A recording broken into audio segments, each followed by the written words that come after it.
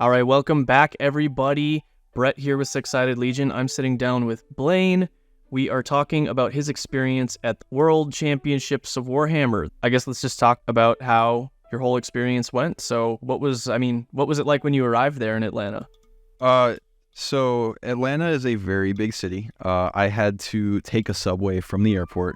It was about a 10-minute subway ride to get to what's called the Peachtree Center. And it's like basically the middle of downtown. And then from there, it was like probably a 2-minute walk to the hotel. But the area surrounding the hotel, and I don't know if anybody listening or watching this has been to Atlanta before. Atlanta is not the best like place in the U.S. So like the hotel was amazing. It was so great. Like I got my ticket paid for by the GW. And so it was in a Hyatt, basically in the middle of Atlanta, surrounded by like other like really well-known big hotels. But then right outside of that area was like really shady, really sus. Hey, but whatever. As long as the hotel was really nice, and I mean by the looks of it, it looked pretty bougie. So the tournament took place there, correct? Yes, at the Hyatt. It was about 2 floors below the ground level. So it was in a basement, kind of like a convention center underneath.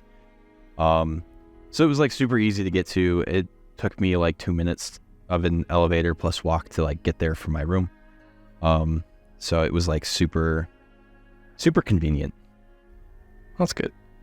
Okay, so I guess with that in mind, let's turn toward the tournament. Now, at the time of us recording this is a couple weeks past the tournament, so without a doubt, anybody who's listening to this, I'm sure, already knows the results of that.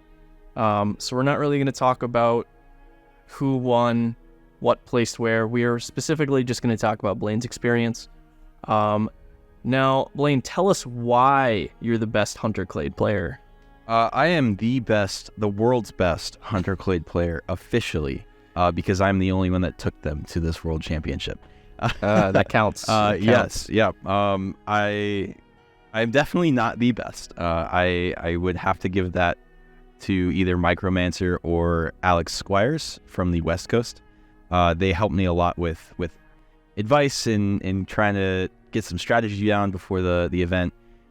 Super helpful dudes, but you know, I've got the paper to prove it, so I guess I've got to claim it, you know. That's true. They don't have a piece of paper. They don't have a piece of paper. That is yours to claim. So, cool. So, okay. So, why did you take Hunter Clade in the first place? I know that was kind of your OG team. Yeah, but, yeah. You know, why did you choose to take him to this event? So, and this is kind of something that I pondered over the course of, you know, between when I got my ticket in Kansas City back in, I think, July or June, something like that, to when I went. And I won with pre-nerf Colts.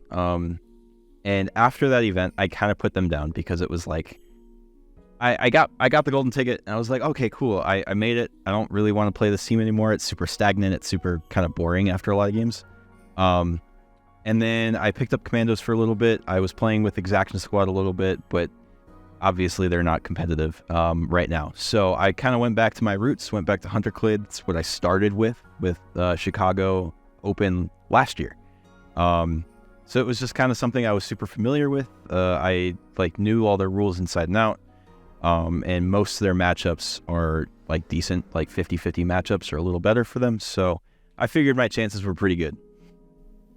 Yeah, that's fair. And I know you talked to Orion Wilfong as well about kind of just taking a team you want to represent as well. Yeah. It was just... And I mean, you were the only one to bring them. So clearly you did that well. Yeah, I mean, it was just one of those things that like, I think a lot of people kind of forgot about them or like left them in the dust with all the new teams that have come out and the new metas that have been shifting around.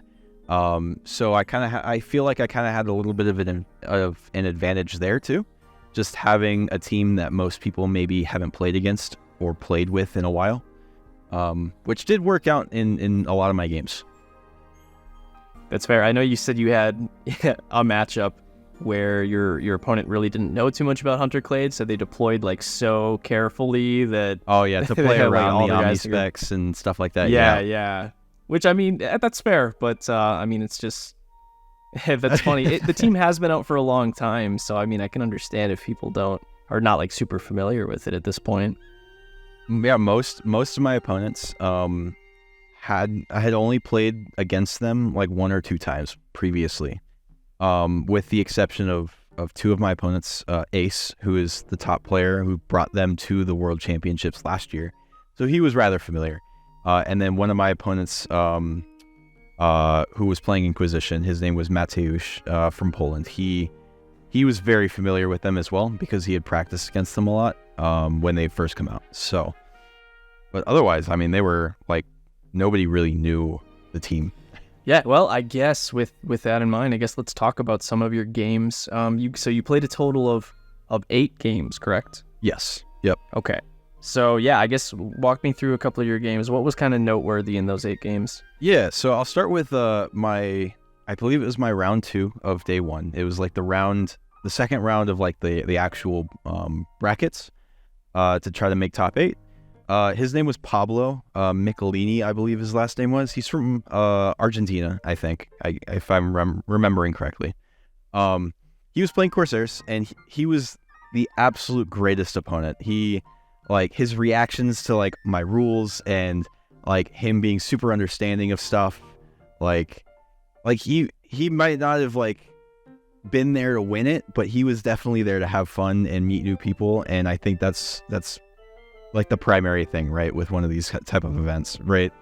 Like he was so cool, and like I believe unfortunately he ended up going like 1-7, but I guarantee you he had fun and his opponents had a great time throughout the entire thing. So, oh, that's awesome. That's good. And so clearly he was one of the people who didn't really know a whole lot about Hunter Clade in the first place. So yeah. So he would ask me to explain like the melee on like the rust stalkers or whatever, which he called coffee makers. So that's what I will now be calling them from this day on. Okay, that's good. Yeah. Yeah, and like I would tell him, I'd be like, oh, that's 5 dice hitting on 3-ups, 4-5 damage with balanced, and he'd be like, oh my god, like it was just super cool reactions, but it's like he didn't really like know the rules of Hunter Clade, so it was a funny interaction the whole way through. Awesome. And you're very familiar with Corsairs as well, so I like to say your favorite team you play against competitively. So no, but yeah. It was a great time though. He was a super cool guy, super great opponent. Good. And I really hope he had as much fun as I did in that game. What else? What other games were stood out to you? I guess I'll move on to a little bit more serious game. It was a game against Ace. He is, I believe, still currently the #1 player in the world for Kill Team. He's from Spain. He brought Inquisition, and it was my round 1 of day 2. So like this game basically determined if I got into top 8 later or not. I did end up losing. Spoiler alert. So that kicked me out of my chances for top 8. But he was a super cool dude, like cool guy. He kind of just played like a normal player, maybe with a little bit more thought. But I didn't really see anything that was like super like obvious that made him just a straight up better player than everybody else. So it was a very, very cool game. I did make a couple of mistakes at the very beginning. And he kind of capitalized on that like a good player should. And, afterwards we talked a little bit, and yeah, it was just a cool experience all the way around. Nice. Yeah, that's really cool to get the opportunity to even be able to play against him. So we always hear about him. People always talk about him, and it's super cool that you actually got to meet him and play with him. Oh yeah. I even got a couple dice from his podcast, so that was kind of cool. Nice. In return, I felt like I had to give him something. So I gave him one of our little measuring tools that were 3D printed. Nice. Link in the bio. Yeah, exactly. And then he ended up actually subscribing to our channel. So beautiful. Yeah. All right. How about one more game? Give us one more. Yeah. Last game I want to talk about here was my last game of the event. It was against Mark Garrett. This was kind of like our redemption match for Kansas City, because we never got to play a 6th round to determine who actually won. and it was even cooler that we get to play at the very last second of the event. For sure. So he was on Phobos, I was on Hunter Clade, like all the other games, and it was Into the Dark on Capture. He kind of took a couple operatives that I feel like weren't the best option, but he was trying some different stuff. He wasn't super familiar with Hunter Clade either. So he was asking a lot of questions. He was playing extremely by intent, and like he would use like a test model every move and every action he made, which was super cool. It made everything super clear and super like cut and dry. So there were no mistakes. I would tell him if I could do something, with an extra inch of movement and an extra APL and stuff like that, so he could play around it a little bit more. And he ended up taking both the Haywire Mine dude and the Saboteur, and got off like this double mine in Turning Point 2, where his Saboteur tried to mine 2 Ruststalkers, and himself. He killed one Ruststalker, injured the other, and then killed himself. So it was basically a 1-for-1 trade for me, which I'm happy to do against an elite team with Ruststalkers.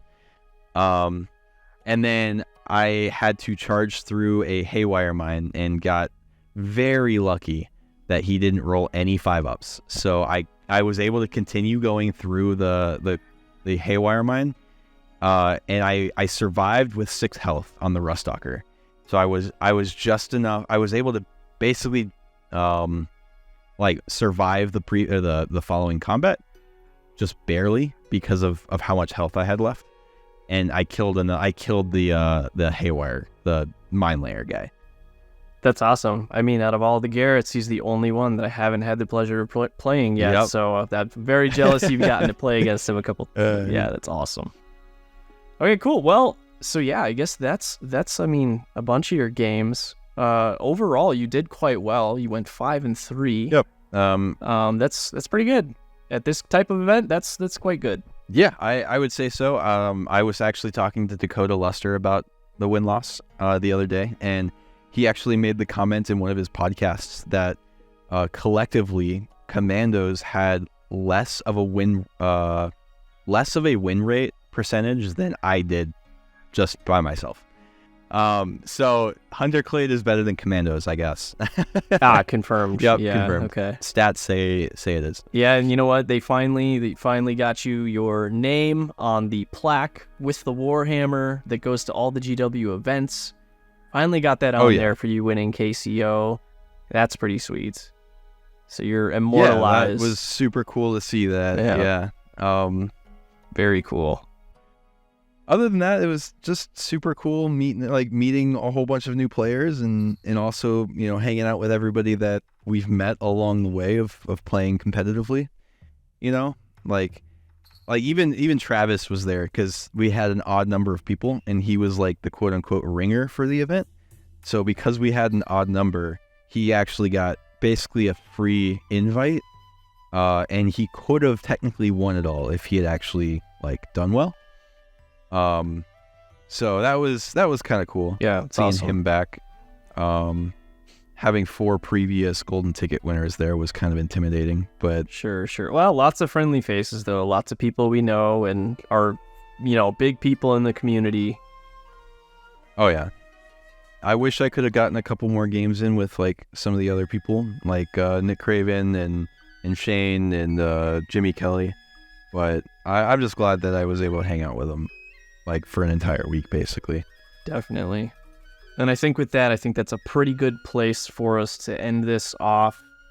From everybody here at the channel, myself, Blayne, Nate and Ethan, who couldn't be here for this part, I guess we'd like to say thank you for the last year of Kill Team.